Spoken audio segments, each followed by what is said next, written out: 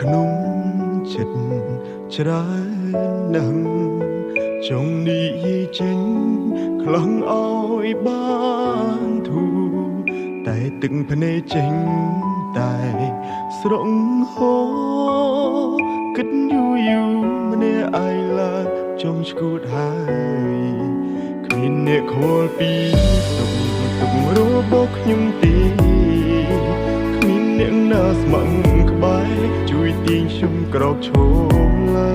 យខ្ញុំសែនស្មុគស្មាញខ្លាំងណាស់ចង់ស្ទែខួរស្លាប់ទៅហើយចង់ទាញពេលឲ្យត្រឡប់ទៅជាកុមារអាយុកាន់តែច្រើនសម្ពាធកាន់តែធំទុំសងប្រមកផ្ដុំបង្កើតជាបញ្ហាជំងឺបាំងទឹកចិត្តតើគូជាបាបែបណាហូរទឹកនេត្រាហត់នឿយខ្លាំងដល់ហើយអាយុកាន់តែច្រើនសម្ពាធក៏កាន់ទ្វេបញ្ហាចូលហើយតែរួចតែជួបទុំអិនស្បើយគ្មានអ្នកចាំលើកទឹកចិត្តក្រៅពីខ្លួនឯងឡើយជីវិតអើយងងឹតឈឹងគ្មានគោលដៅ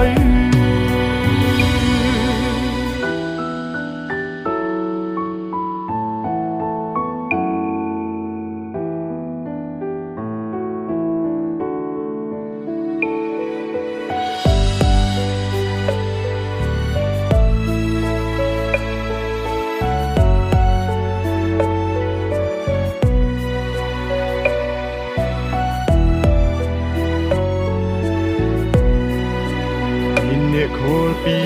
សុខទុក្ខរបស់ខ្ញុំទេគ្មានអ្នកណាស្ម័គ្រក្បែរជួយទាញខ្ញុំក្រោកឈរឡើយខ្ញុំសែនស្មុគស្មាញខ្លាំងណាស់ចង់ស្ទែខួរស្លាប់ទៅហើយចង់ទាញពេលឲ្យត្រឡប់ទៅជាកុមារអាយុកាន់តែច្រើនសម្ពាធកាន់តែធំបង្កើតជាបញ្ហាជំងឺបាំងទឹកចិត្តតើគូជាបា